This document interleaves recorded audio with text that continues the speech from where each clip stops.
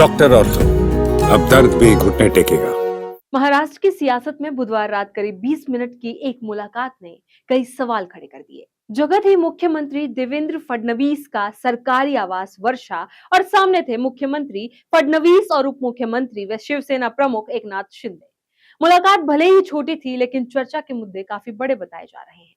रायगढ़ के पालक मंत्री पद से लेकर महामंडलों में नियुक्तियों, शिवसेना विधायकों के विकास फंड और लंबित विकास कार्यों तक कई अहम मुद्दों पर दोनों नेताओं के बीच बातचीत हुई। और इसी बीच सुप्रीम कोर्ट में शिवसेना के नाम और चुनाव चिन्ह को लेकर ठाकरे गुट की दलीलों ने महाराष्ट्र की सियासत को और गरमा दिया।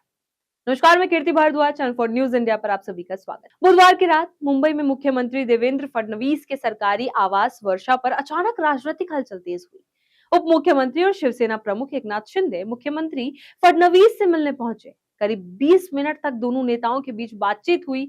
सूत्रों के मुताबिक ये मुलाकात महज औपचारिक नहीं थी। महायुति सरकार से जुड़े कई राजनीतिक और प्रशासनिक मुद्दों पर विस्तार से चर्चा हुई।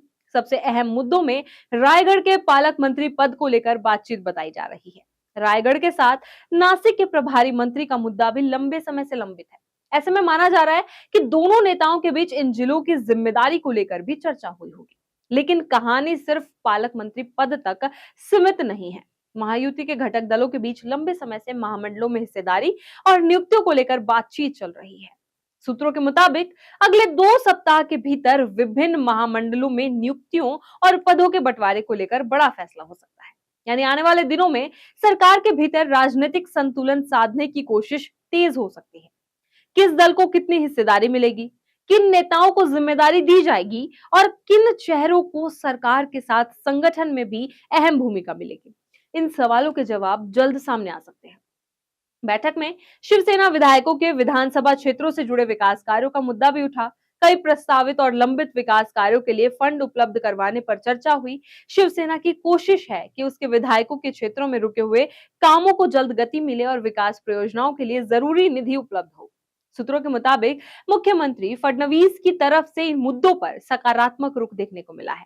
अगर इस बातचीत का असर जमीन पर दिखाई देता है तो आने वाले दिनों में कई रुके हुए विकास कार्यों को गति मिल सकती है। लेकिन इस बैठक का राजनीतिक महत्व इससे कहीं ज्यादा है। एक तरफ सत्ता के गलियारे में शिंदे और फडणवीस की बैठक चल रही थी, तो दूसरी तरफ सुप्रीम कोर्ट में शिवसेना के नाम और चुनाव चिन्ह को लेकर कानूनी लड़ाई जारी है।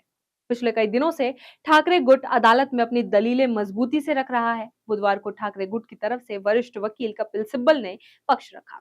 सिब्बल ने चुनाव आयोग के उस फैसले पर सवाल उठाए जिसके तहत शिंदे गुट को शिवसेना का नाम और चुनाव चिन्ह मिला। ठाकरे गुट का तर्क है कि चुनाव आयोग ने नियमों का सही तरीके से पालन नहीं किया। दलीलों के दौरान एकनाथ शिंदे के मुख्यमंत्री और पार्टी के मुख्य नेता के रूप में उनकी स्थिति को लेकर भी संवैधानिक सवाल उठाए गए। यानी जिस समय अदालत में शिवसेना की पहचान और अधिकार को लेकर कानूनी लड़ाई चल रही है, उसी समय शिंदे सत्ता के शीर्ष नेतृत्व के साथ महाराष्ट्र की राजनीति और सरकार से जुड़े अहम फैसलों पर चर्चा कर रहे हैं।